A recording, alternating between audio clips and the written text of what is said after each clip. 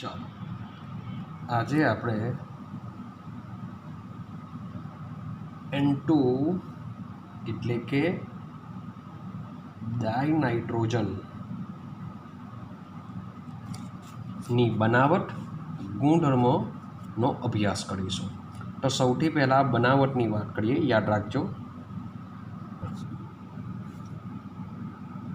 તો હવે આપણે N2 વાયુની બનાવટ વિશેનો અભ્યાસ કરીશું।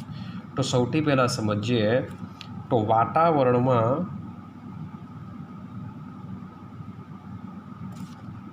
78% જેટલો N2 મળી આવે છે, પણ સાથે સાથે 21% O2 વાયુ પણ વાતાવરણમાં રહેલો છે। આથી જો આપણે N2 વાયુ વ્યાપારિક ધોરણે મેળવવો હોય, શબ્દ બોલું છું વ્યાપારિક, તો વ્યાપારિક ધોરણે જો N2 વાયુ મેળવવો હોય તો આપણે શું કરવું પડશે? વાતાવરણમાં રહેલો જે વાયુ છે એનું પ્રવાહીકરણ કરવું પડશે। તો આપણે જો પ્રવાહીકરણ કરીએ પહેલા સ્ટેપમાં, તો N2 અને O2 બંનેનું પ્રવાહીકરણ થશે, જેથી બંનેનું જો પ્રવાહીકરણ થાય ત્યારબાદ એનું કરવું પડશે વિભાગીય નિસ્યંદન। તો વિભાગીય નિસ્યંદન કરતાં N2 વાયુનું ઉત્કલન બિંદુ, શબ્દ બોલું છું N2 વાયુનું ઉત્કલન બિંદુ 77.2 કેલ્વિન હોય છે, જ્યારે O2 વાયુનું ઉત્કલન બિંદુ 90 કેલ્વિન હોય છે। આથી N2 વાયુનું ઉત્કલન બિંદુ 77.2 કેલ્વિન હોવાથી આપને સૌ પ્રથમ N2 વાયુ મળશે અને પછી O2 વાયુ મળશે। તો આ પ્રમાણે વાતાવરણમાં રહેલો જે નાઇટ્રોજન છે વ્યાપારિક ધોરણે આપણે આ પ્રમાણે બનાવી શકીએ છીએ। તો આ પહેલું પોઈન્ટ છે વ્યાપારિક ધોરણે। ત્યાર પછી બીજો પોઈન્ટની વાત કરું, માની લો કે આપણે પ્રયોગશાળામાં બનાવવું હોય તો કેવી રીતે બનાવી શકાય? પ્રયોગશાળામાં તો પ્રયોગશાળામાં નાના પાયે બનાવવું હોય તો આપણે લેવું પડશે એમોનિયમ ક્લોરાઇડનું જલીય દ્રાવણ। શબ્દ બોલું છું એમોનિયમ ક્લોરાઇડ એટલે કે NH4Cl, જલીય માટે હું નીચે મૂકું છું એક્વિયસ। તો એમોનિયમ ક્લોરાઇડના જલીય દ્રાવણની સોડિયમ નાઇટ્રાઇટ એટલે કે NaNO2 એ પણ એક્વિયસ ફોર્મમાં લેશું। તો સોડિયમ નાઇટ્રાઇટના જલીય દ્રાવણ સાથે પ્રક્રિયા કરવાથી મને મળી જશે N2। હવે સવાલ એવો આવે કે શું બીજું અન્ય પ્રોડક્ટ શું બની શકે? તો અહીંયા Na છે, અહીંયા Cl છે, આથી એ લોકો ભેગા થઈને બનાવી દેશે NaCl। ચાલો હવે આપણી મેઇન પ્રોડક્ટ છે N2, એટલે અહીંયાનો Na અહીંયાનો Cl તો ગયો, હવે NH4 અને NO2 બાકી રહ્યો। તો આ બંને જે નાઇટ્રોજન છે એ ભેગા થઈને બનાવી દેશે N2 વત્તા અહીંયા જે O રહ્યો, અહીંયા જે H રહ્યો, એકબીજા સાથે જોડાઈને બનાવી દેશે H2O। તો આ પ્રકારે આપને પ્રોડક્ટ અહીંયા મળશે। સમીકરણને બેલેન્સ કરવાનું બાકી છે, અહીંયા 4 હાઇડ્રોજન દેખાય છે, માટે અહીંયા 2 મૂકી દેવા, જેથી સમીકરણ તમારું બેલેન્સ થઈ જશે। તો પ્રયોગશાળામાં એમોનિયમ ક્લોરાઇડના જલીય દ્રાવણની સોડિયમ નાઇટ્રાઇટ સાથેની પ્રક્રિયાથી ડાયનાઇટ્રોજન વાયુ બને છે। હવે આ જે N2 છે એ એઝ અ ગેસ સ્વરૂપમાં બને છે, પણ આ પ્રક્રિયા જ્યારે થાય છે ત્યારે આ પ્રક્રિયાની અંદર થોડા પ્રમાણમાં NO પણ ઉત્પન્ન થાય છે અને સાથે સાથે HNO3 પણ ઉત્પન્ન થાય છે, અને તે બંને ગેસ અવસ્થામાં હોય છે। તો એવું કહી શકાય જો આપણે N2 વાયુ મેળવવું હોય તો NO અને HNO3 ને દૂર કરવું પડશે, મીન્સ કે આ શું છે? અશુદ્ધિ છે।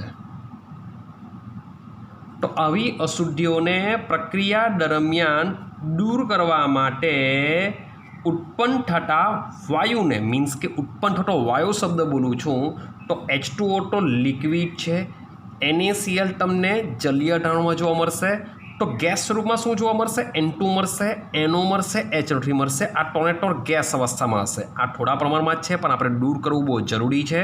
તો આ જે પ્રક્રિયા દરમિયાન ઉત્પન્ન થતો વાયુ છે એ વાયુને પોટેશિયમ ડાઇક્રોમેટ એટલે કે K2Cr2O7 માં રાખેલા જલીય સલ્ફ્યુરિક એસિડના દ્રાવણમાંથી પસાર કરવામાં આવે છે. પાછું રિપીટેશન કરું. આ પ્રક્રિયા દરમિયાન ઉત્પન્ન થતા વાયુને પોટેશિયમ ડાયક્રોમેટ ધરાવતા જલીય સલ્ફ્યુરિક એસિડમાંથી પસાર કરીને દૂર કરવામાં આવે છે. તો આ રીતે તમને N2 મળી જશે પ્રયોગશાળામાં. ત્યારબાદ એક બીજી પ્રોસેસ છે એમોનિયમ ડાયક્રોમેટ. એમોનિયમ ડાયક્રોમેટનો મતલબ થાય NH4 પ્લસ વત્તા Cr2O7 માઇનસ 2 ને ભેગા કરીને આપણે બનાવીશું NH4 Cr2 NH4 twice Cr2O7 જેનું નામ છે એમોનિયમ ડાયક્રોમેટ. તો એમોનિયમ ડાયક્રોમેટનું કરીશું ઉષ્મીય વિઘટન. ઉષ્મીય વિઘટન કરવાથી પણ આપણે મળશે N2 વત્તા H2 મળશે વત્તા Cr2O3 મળશે. તો આ બી પ્રયોગશાળામાં બીજી એક રિએક્શન યાદ રાખવાની છે કે એમોનિયમ ડાયક્રોમેટના ઉષ્મીય વિઘટન દ્વારા N2 વાયુ મેળવી શકાય છે. અહીંયા 4 × 8 હાઇડ્રોજન છે, માટે મારે અહીંયા શું કરવું પડશે? 4 H2O મૂકવા પડશે. Cr2 2 છે, ઓલરેડી બેલેન્સ થઈ જશે. તો આ બી એક રિએક્શન યાદ રાખવાની છે. હવે હજુ એક પોઈન્ટ યાદ રાખવાનો છે. શબ્દ અહીંયા લખું છું અતિશુદ્ધ. અતિશુદ્ધ N2 વાયુ જો તમારે મેળવવો હોય તો ઉપરની જે 3 પ્રોસેસ આપણે જોઈને આવ્યા, મીન્સ કે પ્રવાહીકરણ જોઈને આવ્યા, પ્રયોગશાળામાં 2 પ્રોસેસ જોઈને આવ્યા, પણ તેમ છતાં પણ તેના દ્વારા જે N2 વાયુ જે મળે છે એ શુદ્ધ હોતો નથી. જો તમારે અતિશુદ્ધ ડાયનાઇટ્રોજન વાયુ મેળવવો હોય તો સોડિયમ અથવા બેરિયમ એઝાઇડનું કરવું પડશે ઉષ્મીય વિઘટન દ્વારા તમે મેળવી શકો છો. તો સોડિયમ અથવા બેરિયમ એઝાઇડ શું છે? તો સોડિયમ એઝાઇડનો મતલબ થાય ભાઈ મારી પાસે Na+ હોય, N-3 હોય, તો આ બંનેને જો હું ભેગા કરું તો બનશે શું? Na3N બનશે. સેમ બેરિયમ એઝાઇડની વાત કરીએ, મારી પાસે બેરિયમ મીન્સ કે Ba+2 હોય, N-3 હોય, તો આ બંનેને ભેગા કરવાથી બનશે Ba3N2. તો આને કહેવાશે સોડિયમ એઝાઇડ, આને કહેવાશે બેરિયમ એઝાઇડ. હવે આ બંનેનું જો આપણે ઉષ્મીય વિઘટન કરીએ, મીન્સ કે આપણે જો એને વિઘટન કરીએ તો અહીંયાથી મને મળશે Na વત્તા N2. સેમ અહીંયા મને મળશે Ba વત્તા અહીંયા મને મળશે N2. સમીકરણ બેલેન્સ કરવા માટે હું અહીંયા 3 મૂકી દેવા, સોરી ફોર ડેટ. મારે અહીંયા N2 ઉત્પન્ન થાય છે, માટે મારે અહીંયા 2 મૂકવા પડશે. 3 × 6 એટલે અહીંયા મારે 6 મૂકવા પડશે. સેમ વસ્તુ N2 છે જ, Ba3 છે, માટે અહીંયા 3 મૂકવા પડશે. તમારું સમીકરણ બેલેન્સ થઈ જશે. તો આ જે 4 પ્રોસેસ છે, 4 પ્રોસેસ દ્વારા આપણે ડાયનાઇટ્રોજન વાયુ બનાવી શકીએ છીએ. બહુ સિમ્પલ રિએક્શન છે, યાદ રાખવી પડશે. ચાલો, ત્યાર પછી એના ગુણધર્મોની વાત કરીએ કે ભાઈ એના ગુણધર્મો કેવા હશે. ચાલો, તો N2ના ગુણધર્મની જો વાત કરીએ તો N2 આઈડિયા હશે જ કે રંગવિહીન છે. મીન્સ કે આટલો બધો વાતાવરણમાં છે તેમ છતાં બી આપણે એને જોઈ શકતા નથી, મીન્સ કે રંગવિહીન છે. ત્યાર પછીના પોઈન્ટની જો વાત કરીએ તો વાંસવિહીન છે, એની કોઈ પણ સ્મેલ આવતી નથી, મીન્સ કે વાંસવિહીન છે. ત્યાર પછી એનો કોઈ ટેસ્ટ નથી હોતો, મીન્સ કે સ્વાદવિહીન છે. અને સાથે સાથે બિનઝેરી છે, મીન્સ કે આટલો બધો વાતાવરણમાં છે, આપણે એને શ્વાસમાં લઈએ પણ છે, પણ તે છતાં પણ આપણે કોઈ નુકસાન પહોંચાડતો નથી. માટે આ એકદમ એના કોમન ગુણધર્મો છે. રંગવિહીન છે, વાંસવિહીન છે, સ્વાદવિહીન છે અને બિનઝેરી છે. ચાલો, બીજા એના ગુણધર્મોની વાત કરીએ તો નાઇટ્રોજનના 2 સમસ્થાનિકો છે, તે પણ સ્થાયી. 2 સ્થાયી સમસ્થાનિકો યાદ રાખવાના છે. એક તો છે N14 વાળો અને બીજો એક યાદ રાખવાનો છે N15 વાળો. તો નાઇટ્રોજનના 2 સમસ્થાનિકો છે. ચાલો, ત્રીજો પોઈન્ટની વાત કરીએ, તે પાણીમાં ખૂબ જ ઓછી દ્રાવ્યતા ધરાવે છે, ખૂબ જ ઓછો દ્રાવ્ય છે અને તે નીચું ઠારણ બિંદુ ધરાવે છે અને સાથે સાથે ઉત્કલન બિંદુ પણ તેનું નીચું હોય છે. તો આના ગુણધર્મ છે, આપણે એને ભૌતિક ગુણધર્મ બી કહી શકીએ. ચાલો આગળ વાત કરીએ તો નાઇટ્રોજન N2ની વાત કરીએ. નાઇટ્રોજન બે પરમાણુની વચ્ચે ટ્રિપલ બંધ હોય છે અને આપણે આગળ વાત કરીને આવ્યા કે નાઇટ્રોજન ટ્રિપલ બંધ ધરાવતો હોય છે અને તેની બંધ એન્થાલ્પી વધારે છે. હવે બંધ એન્થાલ્પી જો વધારે છે એટલે કે નાઇટ્રોજન વચ્ચેના જે ટ્રિપલ બંધ છે એ સરળતાથી તૂટી શકતા નથી. જો સરળતાથી તૂટી શકતા ન હોય તો એ ઓરડાના તાપમાને અથવા તો સામાન્ય તાપમાને N2 વાયુ કેવો છે? નિષ્ક્રિય છે. ઓરડાના તાપમાને N2 વાયુ નિષ્ક્રિય છે. પરંતુ જો તાપમાન વધારતા તેની સક્રિયતા પણ વધતી જાય છે. મારે તાપમાન જો વધશે તો એની સક્રિયતા પણ વધશે. પણ ઓરડાના તાપમાને નિષ્ક્રિય વાયુની જેમ વધે છે. ચાલો બીજો એક પોઈન્ટ જોઈએ. કેટલીક ધાતુ સાથે, હવે વાત કરું છું ધાતુ સાથે, તો નાઇટ્રોજન જાતે અધાતુ છે ને ધાતુ સાથે જો રિએક્શન કરશે તો એ બે વચ્ચે બંધ બનશે આયનીય.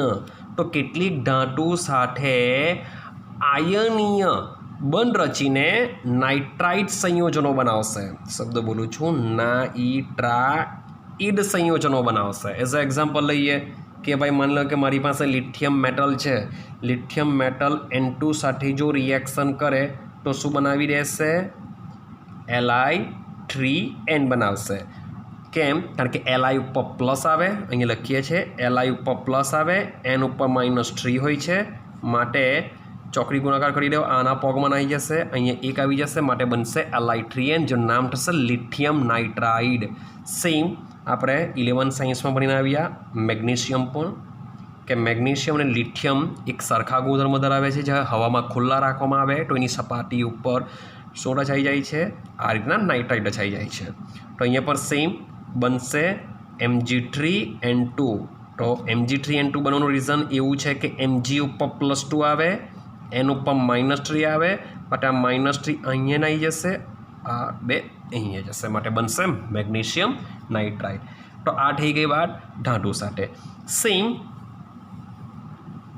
કેટલીક અધાતુ સાથે, હવે વાત કરીએ અધાતુ, તો ભાઈ નાઇટ્રોજન અધાતુ છે તો એ ધાતુ સાથે જેમ આયનીય બંધ બનાવે છે, તો કેટલીક અધાતુ ને એ પણ જાતે અધાતુ છે.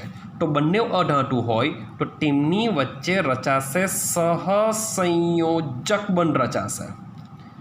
તેમની વચ્ચે રચાશે સહસંયોજક બંધ રચાશે અને સહસંયોજક બંધ રચાઈને જે સંયોજન બનાવશે એ પણ બનાવશે નાઇટ્રાઇડ સંયોજન બનાવશે.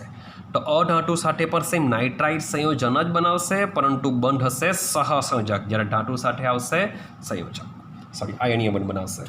ત્યાર પછી એની આગળની પ્રોપર્ટીની વાત કરીએ તો ભાઈ તમે 10માં બી ભણીને આવ્યા હશો કે જે ડાયનાઇટ્રોજન છે એ ડાયહાઇડ્રોજન સાથે 700 કેલ્વિન તાપમાને પ્રક્રિયા Fe ઉદ્દીપકની હાજરીમાં પ્રક્રિયા કરતા બને છે એમોનિયા, ને એ પ્રોસેસ દરમિયાન ઉષ્મા શોષાય છે -46.1 કિલોજૂલ પ્રતિ મોલ. તો આ પ્રક્રિયાને આપણે હેબર પ્રોસેસ કહીએ છીએ. હેબર પ્રોસેસ દ્વારા આપણે એમોનિયા જે બનાવીએ છીએ, તો એમોનિયા બનાવવા માટે પણ ડાયનાઇટ્રોજન વાયુ ખૂબ જ ઉપયોગી છે. ચાલો આગળ જઈએ. ડાયનાઇટ્રોજન સામાન્ય તાપમાને ઓક્સિજન સાથે પ્રોસેસ કરતો નથી, પણ ખૂબ જ ઊંચા તાપમાને, શબ્દ બોલું છું ખૂબ જ ઊંચું તાપમાન, ખૂબ જ ઊંચું તાપમાન એટલે કે આશરે 2000 કેલ્વિન જેટલા ઊંચા તાપમાને ઓક્સિજન સાથે રિએક્શન કરીને નાઇટ્રિક ઓક્સાઇડ બનાવી શકે છે. તો આ એની રાસાયણિક ગુણધર્મ છે ડાયનાઇટ્રોજનના. બહુ સિમ્પલ છે, જે તમને આવડી જશે. ત્યાર પછી વાત કરીએ ઉપયોગો વિશે. તો ડાયનાઇટ્રોજન શું ઉપયોગો ધરાવે છે? તો ડાયનાઇટ્રોજનનો સૌથી મહત્ત્વનો ઉપયોગ છે એમોનિયા અને સાથે સાથે નાઇટ્રોજન યુક્ત ઔદ્યોગિક રસાયણોની બનાવટમાં એનો ઉપયોગ મેઇન થાય છે. તો એમોનિયા બી બનાવી શકીએ અને સાથે સાથે અન્ય નાઇટ્રોજનયુક્ત ઔદ્યોગિક રસાયણના ઉત્પાદન માટે ખૂબ જ ઇમ્પોર્ટન્ટ છે. ચાલો, હવે જ્યારે પણ નિષ્ક્રિય વાતાવરણની જરૂરિયાત હોય છે ત્યારે N2 વાયુનો ઉપયોગ થાય છે, કારણ કે N2 વાયુ સામાન્ય તાપમાને કેવો હોય છે? નિષ્ક્રિય હોય છે. એટલે જ્યારે પણ રિએક્શનમાં નિષ્ક્રિય વાતાવરણની જરૂર પડતી હોય છે ત્યારે ડાયનાઇટ્રોજનનો ઉપયોગ થાય છે. ચાલો આગળ જોઈએ. તો ડાયનાઇટ્રોજન, પ્રવાહી ડાયનાઇટ્રોજનની વાત કરીએ તો પ્રવાહી ડાયનાઇટ્રોજનનો ઉપયોગ જૈવિક પદાર્થો અને ખાદ્ય સામગ્રી, જે ખાવાની સામગ્રી હોય છે જેમાં પ્રશીતક, યાદ રાખજો શબ્દ પ્રશીતક તરીકે, અને ક્રાયોસર્જરીમાં બી તેનો ઉપયોગ થાય છે. તો આ એના ઉપયોગો છે જે બુકમાં આપેલા, એ જ હું બોલું છું, જે એકવાર તમે જોશો તો બી તમને આવડી જશે. તો આટલી વસ્તુ છે ડાયનાઇટ્રોજન વિશે. આપણે એની બનાવટ સમજીને આવ્યા, એના ગુણધર્મો જોયા, એમાં ભૌતિક ગુણધર્મો જોયા, રાસાયણિક ગુણધર્મો જોયા અને ઉપયોગો જોયા. ચાલો, હવે ડાયનાઇટ્રોજન કમ્પ્લીટ કરી દીધા બાદ હવે આપણે નાઇટ્રોજનના સંયોજનો વિશે ભણીશું. તો નાઇટ્રોજનના 3 સંયોજનો વિશે આપણે ભણવાના છે. એમોનિયા, નાઇટ્રોજનના ઓક્સાઇડ અને સાથે સાથે ભણવાના છે આપણે નાઇટ્રિક એસિડ વિશે. ચાલો, તો સૌથી પહેલો નાઇટ્રોજનનું સંયોજન જોઈએ. પહેલું સંયોજન છે આપણે જોવાના એમોનિયા, મીન્સ NH3. ચાલો સમજો. તો એમોનિયાની વાત કરીએ તો સૌથી પહેલાં આપણે સમજીએ એની બનાવટ, કે ભાઈ એમોનિયા કેવી રીતના બનાવાય છે. તો સૌથી પહેલાં જોઈએ બનાવટમાં પહેલો પોઈન્ટ કે હવાની વાત કરીએ કે જમીનની વાત કરીએ. તો હવા અને જમીનમાં ખૂબ જ ઓછા પ્રમાણમાં એમોનિયા રહેલો છે. હવા અને જમીન બંનેમાં ખૂબ જ ઓછા પ્રમાણમાં તેની માત્રા હોય છે. અને સાથે સાથે જે નાઇટ્રોજન યુક્ત કાર્બનિક પદાર્થો છે, એ કાર્બનિક પદાર્થોના સડવાથી અથવા બોલી શકીએ વિઘટનથી પણ એમોનિયા વાયુ બને છે. એઝ એક્ઝામ્પલ લઈએ આપણે નાઇટ્રોજનયુક્ત કાર્બનિક સંયોજન, આઈડિયા છે યુરિયા. યુરિયાનો મતલબ શું થાય? NH2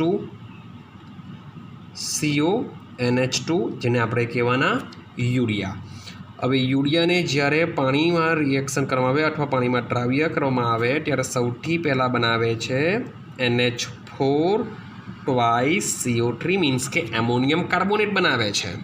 હવે આ જે એમોનિયમ કાર્બોનેટ છે એ શું કરે છે? સંતુલન સ્થાપે છે. મીન્સ કે એમોનિયમ કાર્બોનેટને પાણીમાં તમે નાખી દેશો તો એ એમોનિયમ કાર્બોનેટ ધીમે ધીમે શું કરશે? એમોનિયા ઉત્પન્ન કરશે, વત્તા પાણી બનાવશે, વત્તા CO2 પણ બનાવતું જશે. મીન્સ કે તમે જો યુરિયાને પાણીમાં નાખો તો એનું રૂપાંતર થઈ જશે એમોનિયમ કાર્બોનેટમાં. આ એમોનિયમ કાર્બોનેટ શું કરે છે? સંતુલન સ્થાપે છે. મીન્સ કે તમારા જલીય દ્રાવણમાંથી એમાંથી એમોનિયા વાયુ અને કાર્બન ડાયોક્સાઇડ વાયુ નીકળતો રહેશે અને એમાં રહી જશે માત્ર H2O, જો પાત્રને ખુલ્લું રાખ્યું હોય તો. જો પાત્ર બંધ હોય તો એમની વચ્ચે સંતુલન સ્થપાશે. જો પાત્ર ખુલ્લું હશે તો એમોનિયા અને કાર્બન ડાયોક્સાઇડ બધો દ્રાવણમાંથી નીકળી જશે અને માત્ર H2O રહેશે. તો આ પ્રમાણે પણ એમોનિયા મેળવી શકાય છે. ચાલો હવે વાત કરીએ. માની લો કે મારે ખૂબ જ ઓછા પ્રમાણમાં એટલે કે નાના પાયે એમોનિયા બનાવવો હોય તો હું કઈ રીતના બનાવી શકું? તો નાના પાયે જો મારે એમોનિયા બનાવવો હોય તો નાના પાયે એમોનિયા બનાવવા માટે એમોનિયમ ક્ષારનો ઉપયોગ કરવામાં આવે છે. એમોનિયમ ક્ષાર તરીકે હું લઈ લેવા, એમોનિયમ ક્ષાર એટલે કે હું લઈ શકું છું NH4Cl લઈ શકું છું, NH4 ટ્વાઇસ SO4 મીન્સ કે ammonium chloride, ammonium sulphate, ammonium phosphate, કોઈ પણ એમોનિયા ધરાવતા ક્ષારનો ઉપયોગ આપણે કરી શકીએ છીએ. હવે એમોનિયમ ક્લોરાઇડ અને એમોનિયમ સલ્ફેટની રિએક્શન આપણે કરાવીશું કે કેલ્શિયમ હાઇડ્રોક્સાઇડ એટલે કે કડી ચૂના સાથે અઠે કોસ્ટિક સોડા મીન્સ કે NaOH સાથે બી તમે પ્રક્રિયા કરાવી શકો છો. તો આની સાથે રિએક્શન કરાવવાથી ચાલો જો અહીંયા કેલ્શિયમ છે એ Cl સાથે શું કરશે? CaCl2 બનાવી દેશે અને જે એમોનિયા છે NH4 છે એનું રૂપાંતર થઈ જશે NH3ની અંદર અને જે OH છે અહીંયા બી H છે એ શું કરશે? વત્તા H2O બનાવી દેશે.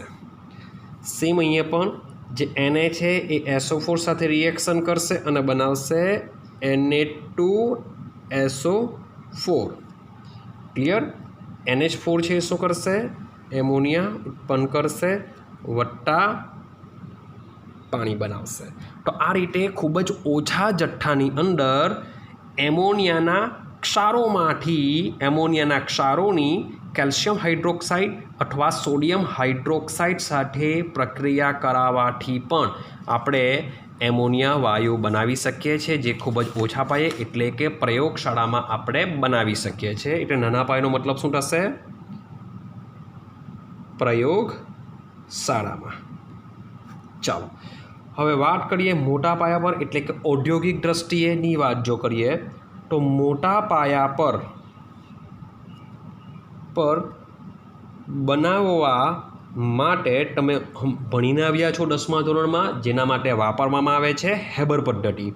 તો હેબર પદ્ધતિમાં ડાયનાઇટ્રોજન વત્તા ડાયહાઇડ્રોજનનો એકબીજા સાથે રિએક્શન કરાવીશું અને બનશે 2 મોલ NH3 બનશે. તો આ રીતે સમીકરણ બેલેન્સ થશે અને આ પ્રોસેસ દરમિયાન ડેલ્ટા FH હોય છે -46.1 કિલોજૂલ પ્રતિ મોલ. અહીંયા જે ડેલ્ટા H આવે છે એટલે કે પ્રક્રિયાની એન્થાલ્પીમાં થતો જે ફેરફાર છે એ ઋણ આવે છે. ઋણ આવે છે એનો મતલબ થશે આ પ્રોસેસ ઉષ્માક્ષેપક છે. તો સંતુલનના ચેપ્ટરમાં આપણે આના વિશે ડિટેલમાં ભણીને આવ્યા છે કે મારે જો એમોનિયાનું ઉત્પાદન વધારે કરવું હોય મીન્સ કે પ્રક્રિયાને મારે ક્યાં લઈ જવી પડશે? પુરોગામી દિશામાં લઈ જવી પડશે. તો પુરોગામી દિશામાં લઈ જવી હોય તો યોગ્ય દબાણ આપીને, હવે યોગ્ય દબાણ આપીએ તો શું થાય? મીન્સ કે તમે પ્રક્રિયક તરફ જોશો તો બધું ટોટલી ગેસ અવસ્થામાં છે. તો પ્રક્રિયકના 4 મોલ છે, નિપજના 2 મોલ છે. મીન્સ કે આવી રિએક્શનમાં કે જ્યાં પ્રક્રિયકના મોલ વધુ હોય, નિપજના મોલ ઓછા હોય, તો આવી પ્રક્રિયામાં જો તમે દબાણ વધારો તો લોસ એટેલિયરના સિદ્ધાંત મુજબ પ્રક્રિયા પુરોગામી દિશામાં જશે, જેથી એમોનિયાનું ઉત્પાદન વધારી શકાય. પરંતુ આપણે એટલું બધું પણ દબાણ ન આપીએ કે જેથી એને જેમાં ભરેલા હોય, જે પાત્રમાં ભરેલા હોય એ પાત્ર બ્લાસ્ટ થઈ જાય. માટે હેબરે આના માટેનું જે દબાણ છે એ 200 × 10⁵ પાસ્કલ જેટલું રાખવામાં આવ્યું છે. હવે સાથે સાથે તમારે પ્રવર્ધકો યાદ રાખવાના છે. K2O અને Al2O3 જેવા પ્રવર્ધકો યાદ રાખજો, કામ લાગશે. તો એમોનિયા બનાવવાની જે હેબર પદ્ધતિ છે એમાં K2O અથવા તો Al2O3 જેવા પ્રવર્ધકોની હાજરીમાં આયન ઓક્સાઇડ Fe2O3 મીન્સ કે આયનનો જે ઓક્સાઇડ છે એ એઝ અ ઉદ્દીપક તરીકે ઉપયોગ કરીને એમોનિયાનું ઉત્પાદન કરી શકાય છે. એના માટેનો જે ચાર્ટ છે એ તમને બુકમાં આપેલો છે, એનો અભ્યાસ કરજો. તો આ પ્રમાણે આપણે એમોનિયા બનાવી શકીએ છીએ.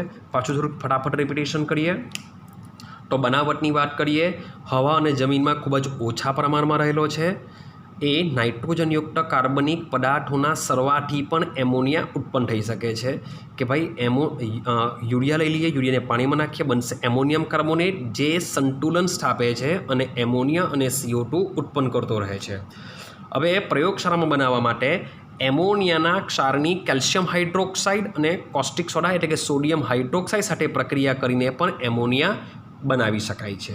મોટા પાયા પર બનાવવા માટે એમોનિયા બનાવવાની હેબર પદ્ધતિનો ઉપયોગ કરી શકાય છે, જેના માટેની જે કન્ડિશન છે એ કન્ડિશન તમારે યાદ રાખવાની છે, જેમાં દબાણ યાદ રાખવાનું છે 200 × 10⁵ પાસ્કલ.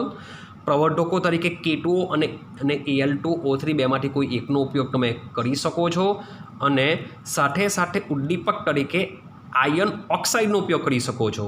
અને હા, ટેમ્પરેચર તરીકે એપ્રોક્સિમેટલી 700 કેલ્વિનનો ઉપયોગ કરીને પ્રવાહી એમોનિયા બનાવી શકાય છે. ચાલો હવે આપણે જોઈએ એમોનિયાના ગુણધર્મો કે એમોનિયા કેવા ગુણધર્મો ધરાવશે.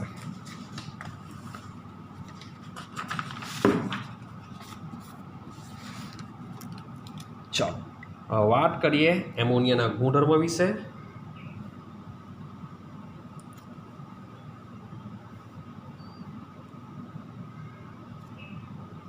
તો એમોનિયાની વાસ તમે ઓલરેડી 11 સાયન્સમાં થોડીક લીધી જ છે. તો એમોનિયાની જે વાસ છે એ વાસ ખૂબ જ તીવ્ર છે, એટલે કે તીવ્ર વાસવાળી અને પાછી રંગવિહીન હોય છે. રંગવિહીન વાયુ છે, મીન્સ કે જે એમોનિયા છે એ ખૂબ જ તીવ્ર વાસવાળો છે, રંગવિહીન હોય છે અને વાયુ સ્વરૂપમાં જોવા મળે છે, જે એનો એક્સપિરિયન્સ આપણે 11 સાયન્સમાં કર્યો છે. ચાલો હવે ઠાર બિંદુની જો વાત કરતા એનું ઠારણ બિંદુ છે 198.4 કેલ્વિન અને સાથે સાથે બોઇલિંગ પોઈન્ટની જો વાત કરીએ તો એ બોઇલિંગ પોઈન્ટ હોય છે એનું 239.7 કેલ્વિન. ચાલો આગળ જઈએ. તો ડાયનાઇટ્રોજનની જો વાત કરો, ડાયનાઇટ્રોજન પાણીમાં ખૂબ જ ઓછો દ્રાવ્ય હતો, પણ એમોનિયાની જો વાત કરીએ તો પાણીની જેમ જે એમોનિયા છે એ એમોનિયા પણ ઘન અને પ્રવાહી અવસ્થાની અંદર હાઇડ્રોજન બંધ ધરાવે છે. અને જો હાઇડ્રોજન બંધ ધરાવે તો એના ઉત્કલન બિંદુ અને ગલન બિંદુ કેવા થઈ જાય છે? ઊંચા થઈ જાય છે. મીન્સ કે એનું જેટલું પણ આણ્વીય દર હોય છે તેની કમ્પેરિઝનમાં હાઇડ્રોજન બંધ હોવાને લીધે તેના ગલન બિંદુ અને ઉત્કલન બિંદુ થોડા ઊંચા જોવા મળે છે. ચાલો હવે એમોનિયા અણુની વાત કરીએ તો એનો આકાર કેવો હશે તો જરાક સમજવાનો પ્રયત્ન કરીએ. તો નાઇટ્રોજન,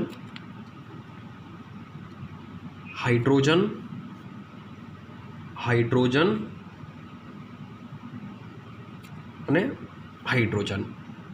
તો નાઇટ્રોજનની બાહ્યતમ કક્ષામાં 5 ઇલેક્ટ્રોન હોય છે. 5 ઇલેક્ટ્રોનમાંથી 3 ઇલેક્ટ્રોન શું કરશે? હાઇડ્રોજન સાથે સહસંયોજક બંધ બનાવવામાં વાપરી નાખે છે. તો હજુ પણ નાઇટ્રોજન પાસે એક અબંધકારક ઇલેક્ટ્રોન યુગ્મ હોય છે.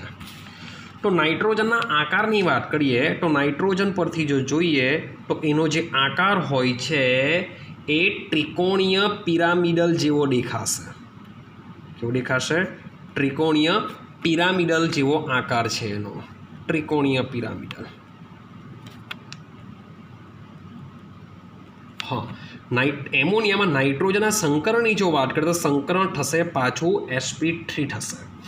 sp3 સંકરણ છે પણ બંધ કોણ CH4ની જેમ જોવા મળતો નથી. એની થિયરી પર આપણે 11 સાયન્સમાં ભણીને આવ્યા છે. તો અહીંયા સીધો એનો જે બંધ કોણ હોય છે એ 107.8 ડિગ્રી હોય છે. મીન્સ કે એનો જે ખૂણો હોય છે એ 107.8 ડિગ્રીનો ખૂણો ધરાવતો હોય છે. હવે આ જે ત્રિકોણીય પિરામિડલ હોય છે એના શીર્ષ ઉપર નાઇટ્રોજન હોય છે અને નાઇટ્રોજન ઉપર પાછા અબંધકારક ઇલેક્ટ્રોન યુગ્મ હોય છે. જેથી એમોનિયાની જો વાત કરીએ તો એમોનિયાની અંદર 3 બંધકારક ઇલેક્ટ્રોન યુગ્મ હોય છે. મીન્સ કે NH ટોટલ 3 બંધમાં ભાગ લેતા ઇલેક્ટ્રોન યુગ્મ હોય છે અને આ જે એક ઇલેક્ટ્રોન યુગ્મ છે જે બંધ બનાવવા માટે ભાગ લેતું નથી. તો એક કેવું હોય છે? એક અબંધકારક ઇલેક્ટ્રોન યુગ્મ હોય છે. માટે એમોનિયાની અંદર 3 બંધકારક ઇલેક્ટ્રોન યુગ્મ હોય છે અને 1 અબંધકારક ઇલેક્ટ્રોન યુગ્મ હોય છે. હવે એમોનિયાની વાત કરીએ તો N2 જેમ પાણીમાં દ્રાવ્ય ન હતો અથવા ખૂબ જ ઓછો દ્રાવ્ય હતો, પરંતુ એમોનિયા વાયુ H2O વધુ દ્રાવ્ય હોય છે. અને જરાક જોઈએ દ્રાવ્ય થઈને શું બનાવી શકે, તો NH3 ગેસ લઈ લઈએ અથવા લિક્વિડ લઈ લઉં તો એ શું કરશે, પાણીમાં દ્રાવ્ય થઈને ઉત્પન્ન કરશે NH4 પ્લસ વત્તા OH માઇનસ, મીન્સ કે બનાવી દેશે એમોનિયમ હાઇડ્રોક્સાઇડનું સોલ્યુશન બનાવશે. તો તમને આઈડિયા આવતી હશે, મીન્સ કે એમોનિયમ હાઇડ્રોક્સાઇડ આપણી જે પ્રયોગશાળામાં એમોનિયમ હાઇડ્રોક્સાઇડ ભરેલો હોય છે એની બોટલ આપણે હંમેશા બંધ રાખવી પડશે. જો બંધ ન રાખીએ તો ભાઈ સંતુલન સ્થપાય છે, મીન્સ કે જેટલો પણ એમાં એમોનિયા વાપરેલો હશે એ બધો એમોનિયા હવામાં નીકળી જશે, જેથી આપણે માત્ર ને માત્ર એ બોટલમાં પાણી જ દેખાશે, એમોનિયા વાયુની સ્મેલ આવશે નહીં. માટે એમોનિયમ હાઇડ્રોક્સાઇડ ભરેલી બોટલ હંમેશા આપણે બંધ રાખવી જોઈએ. ચાલો, હવે એમોનિયાની જે જલીય દ્રાવણ છે જેને આપણે એમોનિયમ હાઇડ્રોક્સાઇડ કહેશું, જે OH- ઉત્પન્ન કરે છે. OH- ઉત્પન્ન કરતું હોવાથી ભાઈ એ બેઝ તરીકે વર્તે છે, પણ એ જે બેઝ હોય છે એ કેવો હોય છે, નિર્બળ હોય છે. માટે એમોનિયમ હાઇડ્રોક્સાઇડ બેઝ તો છે, પણ કેવો બેઝ હોય છે, નિર્બળ બેઝ હોય છે. હવે એ જો બેઝ હોય તો 100%ની વાત છે, એ એસિડ સાથે શું કરી શકે, ક્ષાર બનાવી શકે. તો એ એસિડ સાથે એમોનિયમ ક્ષાર બનાવે છે, કારણ કે એ બેઝ છે. માટે હું એસિડ લેઉં તો એસિડ સાથે જો NH4 OHની રિએક્શન કરાવું તો એ શું કરશે, એમોનિયમ ક્ષાર બનાવશે.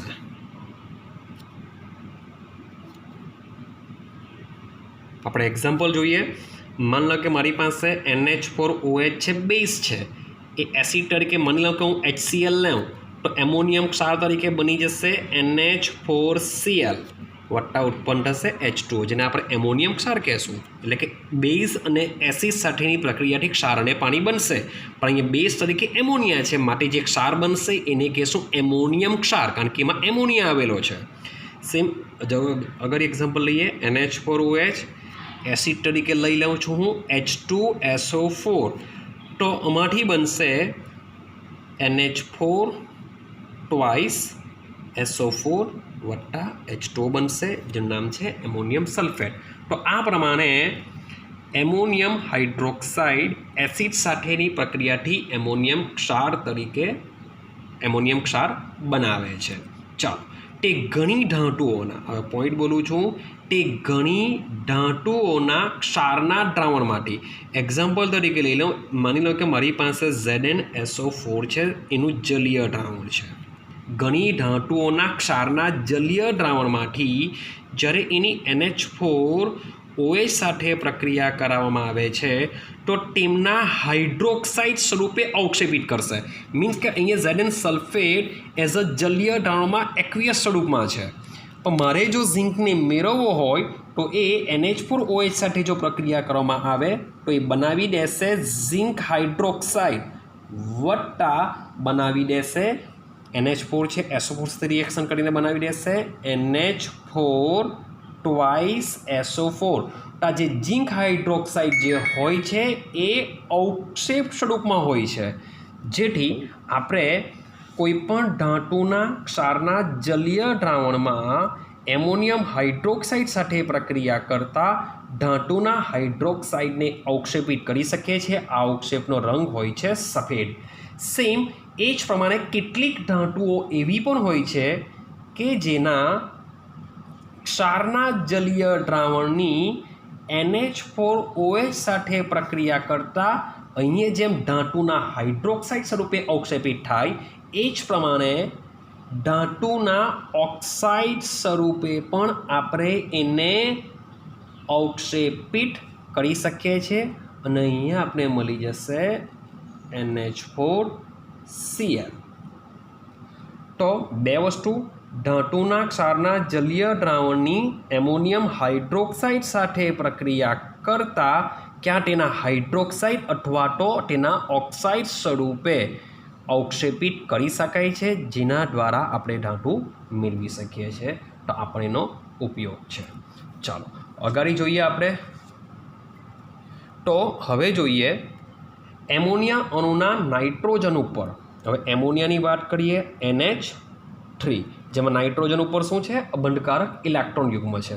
તો આ અબંધકારક ઇલેક્ટ્રોન યુગ્મ શું કરી શકે? બીજાને દાન કરી શકે.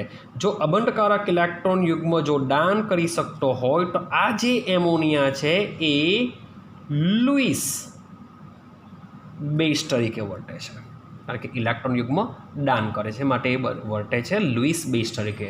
જો લુઈસ બેઝ તરીકે વર્તતો હોય તો એની સામે એક્સેપ્ટ કરવાવાળા જો કોઈ હોય તો એ હશે ધાતુ આયનો. તો ધાતુ આયનો સાથે પણ એમોનિયા બંધ બનાવી શકે છે. એઝ અ એક્ઝામ્પલ તરીકે માની લઉં કે મારી પાસે Cu+2 ધાતુ આયન છે. આ Cu+2 ની એમોનિયા સાથે જો રિએક્શન કરવામાં આવે તો એ બનાવી દેશે CuNH3 ઉપર +2, મીન્સ કે એક સંકીર્ણ સંયોજન બનાવશે. આનું જે રંગ હોય છે વાદળી રંગ હોય છે, કારણ કે જલીય દ્રાવણ હોય છે. આ હોય છે ઘેરો વાદળી. તો એમોનિયા ધાતુ આયનો સાથે પ્રક્રિયા કરીને સંકીર્ણ સંયોજન બનાવી શકે છે. સેમ એ જ પ્રમાણે હું AgCl જો લઈ લઉં તો AgClની પણ NH3 સાથે જો રિએક્શન કરવામાં આવે તો એ પણ સંકીર્ણ સંયોજન બનાવશે AgNH3 twice Cl, જે રંગવિહીન હોય છે. તો આવા એમોનિયા ગુણધર્મ ધરાવે છે. તો બહુ સિમ્પલ ગુણધર્મ છે, એના ઇમ્પોર્ટન્ટ છે. હવે એના ઉપયોગોની જો વાત કરીએ તો એમોનિયાનો મોટા ભાગનો ઉપયોગ નાઇટ્રોજનયુક્ત ખાતરોની બનાવટમાં થાય છે. એમોનિયમ નાઇટ્રેટ લઈ લો, એમોનિયમ ફોસ્ફેટ લઈ લેવું, યુરિયા લઈ લેવું, એમોનિયમ સલ્ફેટ લઈ લેવું. તો આ જે બધા ખાતરો છે, એમોનિયાનો વધારેમાં વધારે ઉપયોગ થાય છે ખાતરોની બનાવટમાં. તો પહેલો ઉપયોગ છે ખાતરોની બનાવટમાં. બીજો ઉપયોગ જો જોઈએ તો નાઇટ્રોજનના જે કેટલાક અકાર્બનિક સંયોજનોના ઉત્પાદનમાં પણ એમોનિયા ઉપયોગી છે. તો નાઇટ્રોજનયુક્ત કેટલાક અકાર્બનિક સંયોજનોના ઉત્પાદન કરવામાં પણ એમોનિયા ખૂબ જ ઉપયોગી છે. જેમાં આપણે આના પછી જોવાના જ છે નાઇટ્રિક એસિડ.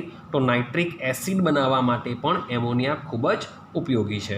એમોનિયાનો એક બીજો ઉપયોગ યાદ રાખવા જેવો છે, જેમ N2માં વાત કરીને આવ્યા કે N2 ખાદ્ય પદાર્થો માટે પ્રશીતક તરીકે વપરાય છે. તે જ પ્રમાણે પ્રવાહી એમોનિયા, શબ્દ બોલું છું, પ્રવાહી એમોનિયા પણ પ્રશીતક તરીકે ઉપયોગી છે.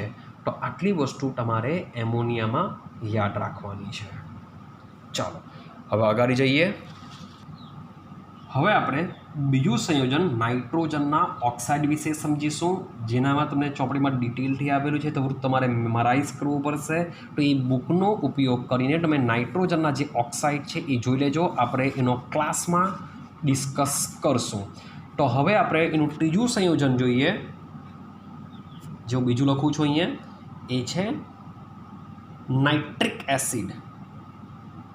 નાઇટ્રિક એસિડ, જેને કહીશું આપણે HNO3. ચાલો હવે નાઇટ્રિક એસિડ કરતાં પહેલાં આપણે સમજીએ તો નાઇટ્રોજનના ઘણા ઓક્સો એસિડ છે, જેમ કે H2, N2O2. આ પણ એક નાઇટ્રોજનનો ઓક્સો એસિડ છે, જેને કહીશું હાઇપોનાઇટ્રસ એસિડ. આનું નામ છે, યાદ રાખજો, નામ પહેલી વાર સાંભળ્યું હશે તમે, હાઇપોનાઇટ્રસ એસિડ. શબ્દ બોલું છું, H2N2O2, જેને કહેવાશે હાઇપોનાઇટ્રસ એસિડ. સેમ એક બીજું હોય છે HNO2, આ નામ સાંભળ્યું હશે તમે, જેને કહેશું આપણે નાઇટ્રસ એસિડ. અને જે આપણે ભણવાના છે તે HNO3, જેને કહીશું આપણે નાઇટ્રિક એસિડ. આ ત્રણે છે ઓક્સો એસિડ સંયોજનો છે, જે બધા બને જ છે, પણ આ પૈકી HNO3 સૌથી અગત્યનો છે. ચાલો હવે આપણે સમજીએ એની બનાવટ કે કેવી રીતના એને બનાવી શકાય. तो बनावटनी बात करिए तो सौथी पहला समझिए प्रयोगशाळामां के नाना पाये केवी रीतना बनावी शकाय। तो प्रयोगशाळामां बनाववा माटे एक काचनी वक्र नળી लेशुं। तो काचनी वक्र नળીમાં તમારે લેવાનું છે KNO3 કારણ કે બનાવવાનું છે મારે HNO3। તો NO3 ધરાવતો આયન તરીકે સંયોજન તરીકે આપણે લેશું ક્યાં KNO3 લેશું अथवा लेशूँ NaNO3 क्या KNO3 अथवा NaNO3। હવે મારે જો ये H लगाड़वो होय तो भाई एसिड इजीली H आपी सके माटे एक काचनी वक्र नळीमां KNO3 अथवा NaNO3 अने सांद्र H2SO4 ने गरम करवामां आवे छे। तो गरम करता मने शुं मळी जशे HNO3 मळशे जेम के NaNO3 वट्टा H2SO4 तो मने मळी जशे HNO3 वट्टा HNO3 मीन्स कि एक H अहीं जोड़ाई जशे अने एने आनी साथे जोड़ाई जशे बनावशे सोडियम बाइसल्फाइड अथवा सोडियम हाइड्रोजन सल्फेट आपने मळी जशे। तो प्रयोगशाळामां नाना पाये आ प्रमाणे तमे HNO3 बनावी शको छो। हवे बात करिए मोटा पाया पर बनाववा माटे मीन्स के उद्योगों में शू केवी रीतना बनाववामां आवे। तो मोटा पाया पर बनाववा माटेनी जे प्रोसेस छे ए प्रोसेसनुं नाम छे ओस्वाल्ड प्रक्रम।